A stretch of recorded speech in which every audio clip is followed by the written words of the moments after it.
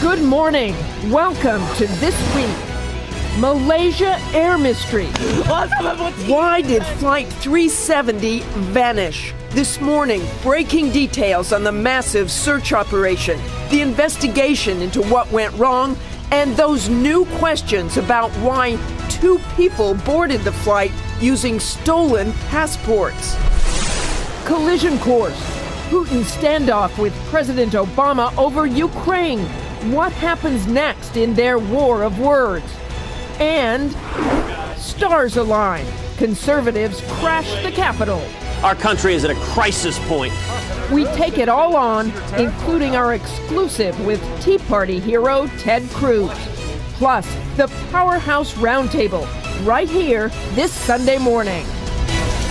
From ABC News, This Week with George Stephanopoulos starts now. Hello again. Good to have you with us. As we come on the air this morning, the mystery of what caused Malaysia Air 370 to vanish is deepening. The frantic search for the plane continues, but no signs yet of a crash. We have late word that the pilots may have made a last-minute maneuver to turn the plane back, and there is increased scrutiny this morning of as many as 4 passengers on that plane, including 2 who boarded using stolen passports. We have team coverage from around the world, including the chairman of the House Intelligence Committee, who's been briefed on the mystery and will join us in just a moment. But let's get right to David Kerley for the very latest. David? Martha, this is the end of the second day of daylight searching, and still no sign of this Malaysian Airlines 777. What we really need is these crews to find some wreckage. Then vessels can listen for the pings of those all-important black boxes. It's those recorders that could solve the mystery of the sudden disappearance of this jetliner. It's every flyer's greatest fear, a plane falling out of the sky without a trace. And this morning, the search continues over the waters off Vietnam for any signs of Malaysian Air Flight 370. The Boeing 777, with 239 passengers and crew on board, took off from Malaysia after midnight Saturday, heading for Beijing. It's the red eye. But it was last heard from at the 50-minute mark. Then nothing. No distress call, no mayday signal. This morning, Malaysian officials say there is a possibility the plane may have tried to turn back to Kuala Lumpur. We have probably over 60,000 flights every day all over the world, and that may be a conservative figure, and this sort of thing never happens. ABC's Bob Woodruff is in Beijing, where families have been waiting for answers. David, I did have the chance to meet a lot of the family members here in this hotel where they're living these days. They told me that they're praying for a miracle, that maybe their loved ones are still alive. Perhaps the plane did not crash, maybe hijacked and taken away by someone to a safe place. That, of course, really does seem to be desperation. As the search now moves near the end of its second day, questions remain. What exactly happened during what should have been the safest part of the flight? Among the possibilities, a structural or mechanical failure. The likelihood of a structural failure in the absence of a thunderstorm or a mechanical failure bringing a big jet like this with such a superlative record down is almost infinitesimally small. Or possible pilot error. Today's modern aircraft are so advanced, some pilots have lost their basic flying skills, a dangerous situation which the FAA calls automation addiction. And that was a factor in the crash of Air France 447 into the Atlantic Ocean in 2009. Or the most troubling scenario, a deliberate act, a bomb, a hijacking, or possibly even pilot suicide. That took down Egypt Air Flight 990 off Nantucket in 1999. Federal officials are already working, law enforcement officials, with the Malaysians, but aviation officials from our country also want to help. So right now, Boeing and the NTSB have put together a team. It's poised and ready to go. But Martha, they need an invitation from the Malaysians, and so far, they have not received one. Thanks very much, David. The chair of the House Intelligence Committee, Mike Rogers, joins us now with more on this mid-air mystery. Chairman Rogers, there's been no direct indication of any terrorism. I know you've been briefed on this. What can you tell us? Yeah, the investigation is certainly in its early stages. So there's 2 parts of it. One, the search for the wreckage, which is incredibly important to make some determination about what happened. And secondly, trying to identify the 2 individuals who were traveling on stolen passports. And what can you tell us about those individuals and how that could happen? Those people whose passports were stolen actually reported that. So why weren't they stopped at some of those checkpoints in an airport?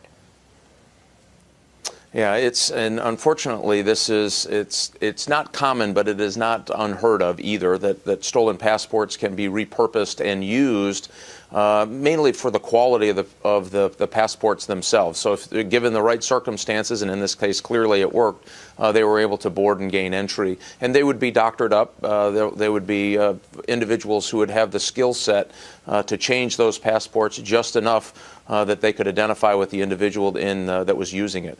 So what they'll do now is they'll go back through the airport and make some determination through cameras and other means to try to identify the individuals and then track that back. So it's really very, very early. They're going through those processes now, and it'll be a matter of time. They'll probably identify them.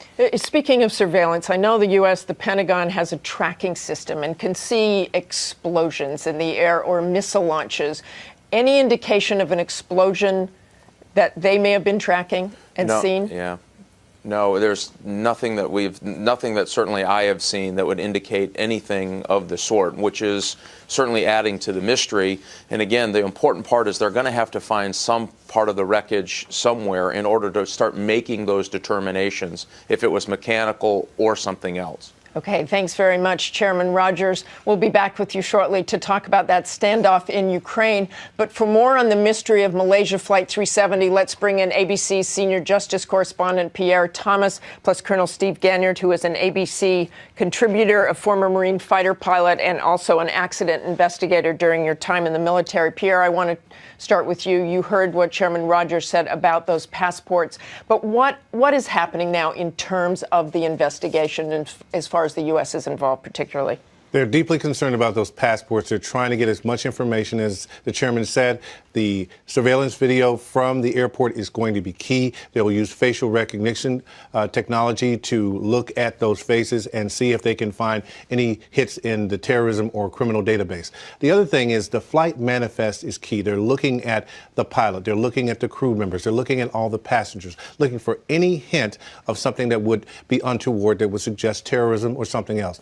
Right now, they say they have no direct evidence of terrorism, but they say they cannot afford to wait. They have to look at everything possible to try to get a fix on this. Steve, you as a mishap investigator have looked at all of this. The idea that the pilot turned around in flight, do you buy that? I'm still a bit skeptical. If you look at the radar tape, there's a bit of a heading change, but that heading change could be explained as he was turning on course, that he was just going on the normal course. We also know that they were way out at the very edge of radar coverage. So I've investigated mishaps in the past where we've had airplanes just disappear without a trace, and we've found that sometimes that radar data, especially at range, is unreliable. No Mayday signal. What does that tell you? What might, if it was a catastrophic failure, mechanical, all those things that David brought up, but no Mayday signal? Why not? What do you suspect here? It's hard to suspect anything with any certainty, but we do know that if something catastrophic happened and the airplane blew up, obviously there would be no Mayday. But if there was a problem in the cockpit, let's set the scene. It's at night, middle of the night, literally middle of the night, out over the broad ocean, black, no horizon, the autopilot's on, things are probably calm. Perhaps something happened in the cockpit. Maybe there's a major malfunction. The first thing the crew is going to do is fly the airplane. In aviation, we have a saying, aviate, navigate, communicate. So the last thing they would be thinking about would be talking about what was going on in the cockpit. If they have a problem, they're going to take care of it, and they'll talk about it later. So maybe there was a period in there where something catastrophic was happening, and they just did not have time to communicate that. I think it's extraordinary that we don't know where that airplane is. We have GPS in our cars. We have all these things, and yet they cannot find that airplane. In fact, the last radar contact they had, it could be way beyond that. It could be anywhere. It could be in a lot of places. There's literally tens of thousands of miles of ocean that are going to have to be searched because we have this black hole where there's no radar data, where we don't know the heading, the true altitude, the airspeed, where that aircraft could go. So it's going to take a lot of time to find that. And that black hole is why? The black hole is there because the radar coverage only extends off the Malaysian coast so far, and and only extends off the Vietnam coast so far. So there's this gap in here. The world's a huge place, and it's not big enough to be covered by radar. Now, if you're going to fly from Europe, you're going to be seen. If you're going to fly over the North Pacific, there'll be data link and satellites. But a lot of the world is not covered by radar, and sometimes planes are out there alone and unafraid. They know where they are because they have GPS, but nobody else knows until they communicate. In the past, you've told ABC, and you've kind of been dead on your predictions on what might have brought an airplane down. This one is so mysterious. Does your gut tell you anything on this one? It doesn't tell me anything, which I think means that we're going to have to keep the aperture open in terms of what we consider. Normally on this, I would not say that we would look at terrorism, but an airplane just does not come down or disappear at 35,000 feet. Everything's going to have to be considered, and I think terrorism will have to be one of those elements. Pierre, this could take a long, long time, even if they find the airplane. Yeah, they are saying they have to follow the evidence. And the key, again, is finding that wreckage. They're very frustrated that they don't have any clue yet in terms of physical evidence. And the one thing I would add is that this comes against the backdrop of all those concerns about toothpaste container bombs, shoe bombs.